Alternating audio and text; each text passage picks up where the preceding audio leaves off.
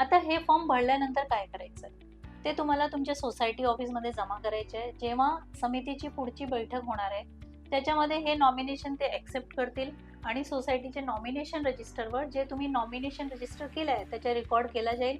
त्या रजिस्टरमध्ये जे सिरियल नंबरवर तुमच्या नॉमिनेशन मेन्शन आहे त्याचे डिटेल्स सेक्रेटरी या फॉर्ममध्ये भरणार आणि त्याच्यानंतर तुम्हाला याची ओरिजिनल कॉपी सोसायटीकडे राहणार आहे, याची दुसरी कॉपी तुम्हाला त्यांच्याकडनं ते घ्यायची आहे आणि जे कोणी तुमच्या नॉमिनी आहे तुम्हाला त्यांच्याकडे ते ठेवायची.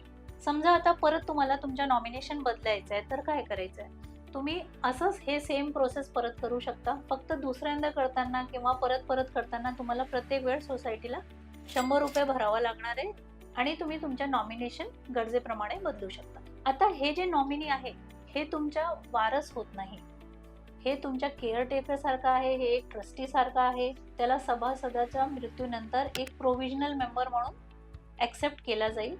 नॉमिनी आणि लीगल हेअरमध्ये काय फरक असतो याच्यासाठी आमच्या या विषयावर एक डिटेल व्हिडिओ आहे, ते तुम्ही पाहू शकता. तुम्हाला हे माहिती आवडली असेल आणि तुम्ही आमच्या चॅनल अजून सबस्क्राईब केला नसेल तर प्लीज सबस्क्राईब करा आणि जर ही माहिती आवडली असेल तर दुसऱ्यांना फॉरवर्ड पण करा. धन्यवाद.